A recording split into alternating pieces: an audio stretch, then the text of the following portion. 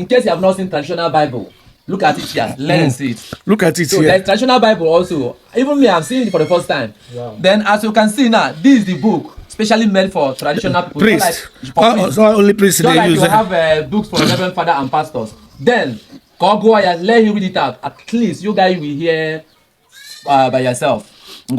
Ya bịa ebe ọ sị nkwenye na isi ozizi nke ofufe nsọ nke ndị na-efe otu Chukwu Godianism nke mbụ ọ sị na ndị ofufe nsọ Godianism kwenyere n'otu Chineke kachasị ihe niile onye anyị na ya na-akpakarịta ụka ilu na ilu na-esighị n'aka onye ọbụla ekwugo na m nke oge m na-akọwara gị na ihe ji were kọọ n'ụmụ ihe anyị na ife iluru na Chukwu bụ only but ya one God ga-enwe na ọ baghọzi uru iji esi n'aka onye a were eji ayọ Chineke ihe nke ịbụ ọ sị apụghị ịhụ Chukwu anya apụghị ikewa ya ekewa apụghịkwa ịmata ụdị ya n'ihi na o nweghị anụ ahụ n'ihi nke a apụghị igosi Chineke site n'ihe ọbụla esere ese nke akpụrụ akpụ maọbụ nke atụrụ atụ gee m ntị ọ ga na-amasị abịa na nke etu ya ọsị Chukwu enweghị nne maọbụ nna o ji aka ya dịrị n'onwe ya ọ bụ naanị otu onwe ha mbido maọbụ njedebe anyị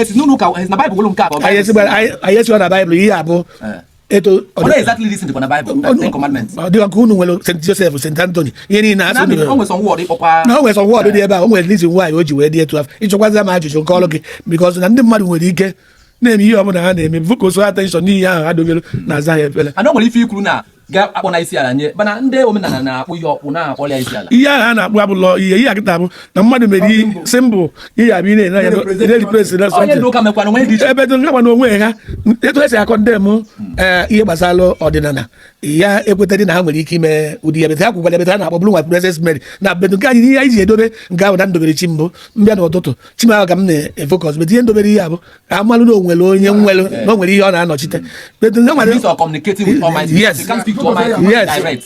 iburuzie n'obi na ihe ahụ idobere ebe ahụ ka ị na-agba isi ala enye ya making a lot of mistake gaghị aga nke ịnọgwụ ya ka nọ ọsị isi ozizi ofufe nsọ Godianism bụ iwu nke akọ na uche nke na-akọwarịrị na onye ọbụla nọ n'ụwa ga-anatarịrị ụgwọ ọrụ maka echiche okwu ọnụ ma ọ bụ omume ya niile ihe ọbụla ọsọ gị mee n'ụwa firuo na mmadụ afụrụ gị God is seeing you and ihe ọbụla ị mere ụgwọ ọrụ ya kwụ eche gị whether good or bad so nya ka o ji adị mkpa akwụkwọ nkọmi anyị na-asị gị mee ezi ihe ka ọ ga-abụ ọ daara na ana ka ị nwee ike ịnọ ọnọdụ ndị ezi omume na-eme gịnị na-anọ. Okay, does that mean na ajọ ife ọbụla mmadụ mere n'ụwa na ọ ga-atarịrị ahụhụ? Ị ga-ata ahụhụ ya na ịmalụ even though you repent.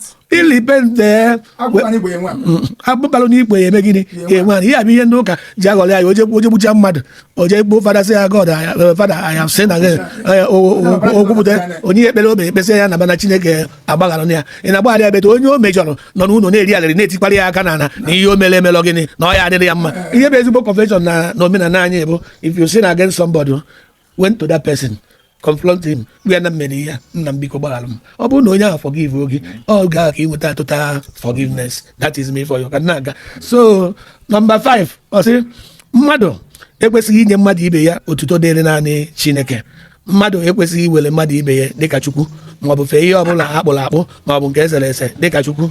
Nke 6 ọ sị na ị ga na-edobe ihe ọbụla gbasara ofufe nsọ Godianism nsọ oge niile. Nke 7 mmadụ na Chineke ga na-enwe mmekọrịta oge niile site n'ife Chineke ụbọchị niile nke ndụ ya ọbụnadị mgbe ọ nọ naanị ya maọbụ ya na ndị ọzọ nọ. Mmadụ ekwesịghị ichezọ inye Chineke ekele na otito mgbe niile. Ịkwado onwe ndị na-abụ onwe ihe ị na-erite n'aka mmadụ iwerizi onye ahụ ka Chukwu isi na onye ahụ bụ chefuru ebete ịmasị na onwere onye mere onye ahụ o ji eme ihe ahụ ọ na-emere ya ga akwụkwọ anyị a na-akọwa akwụkwọ ji ede ofe ji agbaba ka ịgba mbọ fee Chineke etumere gịnị kwesịrị ịnụ tụkwasị Chineke obi mana na Chineke bụ nya bụ ọla gịnị ọl ịnọkọtara tụkwasịba mmadụ obi ọ bụrụ na o nwere ihe onye ahụ ya emere gị ihe ya na-enye Chineke ekene n'isi onye ahụ mere gị ihe ọma because na Chineke metụrụ ya aka n'obi o wee nwee ike wee nwee mmetụta n'ime imele gị ya without God datin o mere gị onye eme gịnị onye eme ya.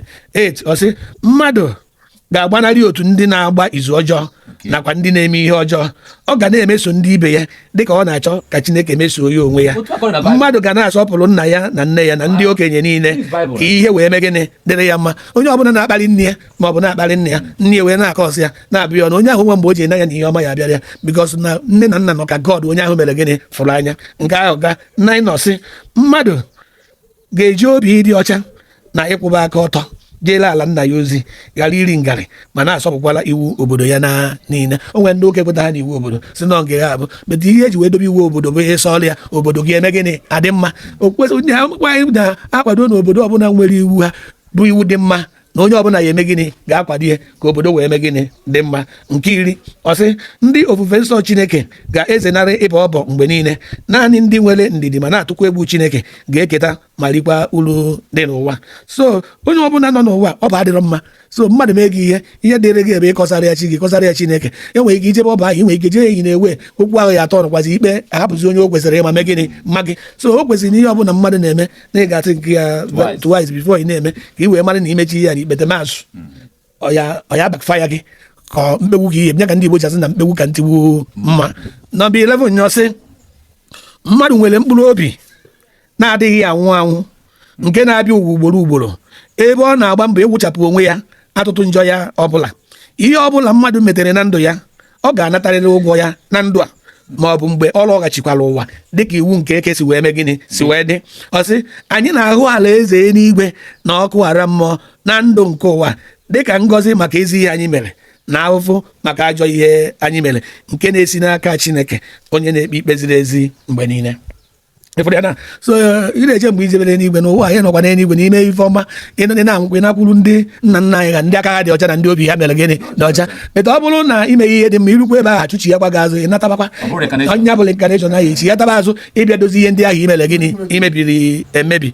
Nke ikpeazụ ọsị isi ije mmadụ n'ụwa bụ ịchọ ụzọ ọ ga-esi tozuo oke wee nọnyere ndị bụ chi n'ala mmụọ ebe ọ ga-anọ ọnọdụ izu oke nke ime mmụọ udo na aṅụrị na mgbe niile ebighị ebi. So na onye ọbụla nọ n'ụwa bụ n'ime ọfụma ịnakpụrụ ndị ichie ọ bụ ndị niile a na-akpọ ndị ichie tata onye nwa bekee kpọọ ya ndị ichie onye dị perfect ndị dị nsọ bụ ndị ichie na nnọọ ha nwa na-edisaid whatever ma ndị na-abịa ụwa ma ndị agha abịazi ma ihe na-eme n'ụwa ma ihe ya eme na gwuru ọ ndị a ga na-akpọ ndị ichie. So ma ebe a ka dị mmụta bịara n'isi njedebe. So ihe nji wee gụrụ gị ka ị malụ na ofufe nsọ ọdịnala nwere nnukwu meaning and na ofufe nsọ Afrịka amaka nọ na ndị be anyị ji egado aka gado nke ndị ọcha ju nke ha wee na-ata ahụfụ ọtụtụ ihe famili nọ tata bụ ihe mmebi ha mebicha in the name of Holy Ghost ya dobere ha n'ọnọdụ ha mere gịnị ha nọ bete enweghị ike chọpụta ihe ahụ mezie ya ihe mgbaghara ozie ndị ihe ahụ nna ha dobesiri dabe edobe ihe fọ igbu mmadụ n'ọfụ aga n'ilu of the gịnị family mana mgbe ọbụla ha jụrụ ya ju mebie ihe ma nkwekọrịta ha na ndị nna ha ihe ya emezibi ibube dị ezinụlọ agha tiri mbọsị emere gịnị a chọpụtara ya dozie ya udo eme gịnị udo adị aga n'ilu adị ihe ahụ emebu na bịa bụ ihe ọma ebidokwa me gịnị mebe. So ọ dị nke ọ ya kwụsị m ebe a. Daalụ. Thank you very much. Daalụ. Thank you very much. Okay, as you can see, Una no go Ifago now. I want you to check it. Do you think that this reading was extracted from the Bible, or do you think that it's the other way around? God bless you. Thank you very much. Greetings.